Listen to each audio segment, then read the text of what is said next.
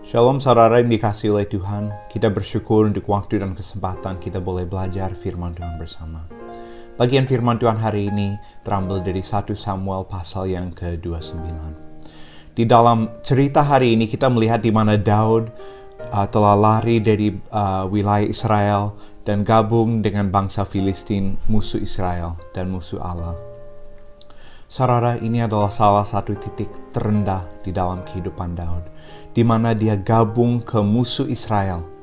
Dan juga di dalam perjalanan waktu di sana, dia ulang-ulang berbohong kepada Akis, yang buat dia semakin terikat sama relasi dengan Akis di sana. Dan semakin jauh dari Tuhan di dalam dosa yang dia lakukan, karena tidak percaya kepada Allah di momen ini dalam etapa hidupnya. Saudara, semua ini terjadi karena dia lupa siapakah Allah dan siapakah dia di dalam Allah, bahwa dia adalah raja yang diurapi oleh Tuhan. Ini sama dengan apa yang dikatakan di dalam kitab Amsal, bahwa dia terikat dengan kata-kata mulutnya atau terjerat di dalam tali dosanya. Tahu nggak bahwa dosa itu seperti tali? Dia connected sama sesuatu yang mendatangkan maut bagi kita, atau sesuatu yang membuat kita menderita, karena upah dari dosa ialah maut. Dan siapa yang menabur kepada keinginan daging atau tidak percaya, dia akan menuai kebinasan, saudara. Dan ini yang Daud sedang mengalami di dalam kelemahan. Kita melihat dalam konteks pasal 29 ini, sebentar lagi Daud akan ikut berperang dengan bangsa Filistin melawan Israel.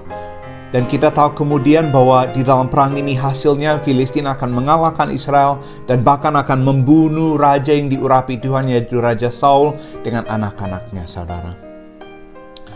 Bila Daud ikut ini akan menjadi momen yang sangat mengerikan dalam hidupnya dan akan mengubah hidupnya dan juga sejarah Israel. Tapi Allah begitu mengasihi Daud dan Allah tidak mengizinkan Daud lakukan ini. Mari kita lihat dua ayat, yaitu 1 Samuel pasal yang ke-29 ayat 4 dan 5. Tetapi para panglima orang Filistin itu menjadi marah kepadanya serta berkata kepadanya, "Suruhlah orang itu pulang supaya ia kembali ke tempat yang kau tunjukkan kepadanya. Dan janganlah ia pergi berperang bersama-sama dengan kita, supaya jangan ia menjadi lawan kita dalam peperangan. Sebab dengan apakah orang ini dapat menyukakan hati tuannya kecuali dengan memberi kepala-kepala orang-orang ini? Bukankah ini Daud yang dinyanyikan orang secara berbalas-balasan sambil menari-nari demikian? Saul mengalahkan beribu-ribu musuh, tetapi Daud berlaksa-laksa." Saudara, Tuhan memakai sebuah lagu yang dulu menyiksa Daud, yang menjadi masalah untuk Daud, karena lagu ini yang menyebabkan Raja Saul cemburu kepada dia dan ingin menyingkirkan bahkan membunuh dia. Namun lagu ini yang dulu membuat dia susah menderita, Tuhan pakai kemudian hari untuk menyelamatkan dia. Saudara, anugerah Tuhan begitu besar atas hidup kita. Dan sama seperti dikatakan di dalam firman Tuhan, bahwa Allah turut bekerja dalam segala sesuatu untuk mendatangkan kebaikan kepada kita yang mengasihi Dia. Daud mengasihi Allah, tetapi Daud berjauhkan diri dari Allah karena tidak percaya. Dan dia terikat atau terjerat di dalam dosanya sendiri. Namun Allah tidak mengizinkan. Bahkan Allah memakai sesuatu yang dulu yang menyiksa dia untuk menyelamatkan dia, saudara. Ini adalah anugerah besar bagi Daud dan juga bagi setiap saudara. Setiap penderitaan yang kita ngalamin dalam hidup ini, Allah akan memakai untuk mendatangkan kebaikan bagi kita. Mari kita percaya janji Allah, dan mari kita ingat anugerah terbesar adalah karya keselamatan melalui Yesus Kristus, kematian di atas kayu salib, tanggung dosa kita. Dan sekarang kita di dalam anugerah, menerima anugerah itu, perkenanan Allah. Padahal kita tidak pantas menerimanya. Kita pantas dihukum dengan hukuman kekal.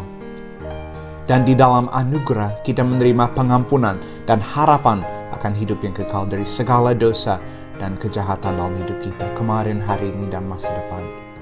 Namun saudara, Roma 6 ayat 1 berkata demikian. Jika demikian, apakah yang hendak kita katakan? Bolehkah kita bertekun dalam dosa supaya semakin bertambah kasih karunia itu? Saudara, kita harus tanggapi ini dengan serius. Anugerah yang menyelamatkan juga adalah anugerah yang sama yang membuat kita semakin benci kepada dosa. Dan bukan memakai anugerah atau kasih karunia sebagai izin untuk berdosa lagi. Oh, gak apa-apa, Tuhan sudah menutupi dosa saya. Itu bukan anugerah sesungguhnya, saudara. Anugerah akan membuat kita semakin membenci kepada dosa. Dan hari ini tidak peduli berapa jauh saudara lari dari Tuhan, tidak percaya lagi kepada Tuhan, atau saudara terjerat dalam tali dosa saudara sendiri seperti Daud. Hari ini mari kita ingat kasih Kristus yang begitu besar. Allah Bapa di surga ingin kita kembali kepada Dia di dalam hati kita. Ingin kita meninggalkan segala hal yang telah menjerat kita. Segala berhala, segala penghalang apa itu yang menghalangi kita untuk connected sama Allah Bapa di surga. Ini adalah sumber kepuasan dalam hidup kita. Anugerahnya sangat besar bagi setiap kita. Mari kita kembali kepada Dia dan percaya bahwa Dia in control. Jangan menyesali masa lalu, bahkan kegagalan saudara. Percaya firman Allah berkata Tuhan akan mendatangkan kebaikan dengan apa yang saudara ngalamin. Karena saudara mengasihi Dia dan saudara di dalam anugerahnya. Mari kita berdoa bersama saudara. Bapa dalam surga, terima kasih untuk hari ini. Terima kasih untuk firman-Mu.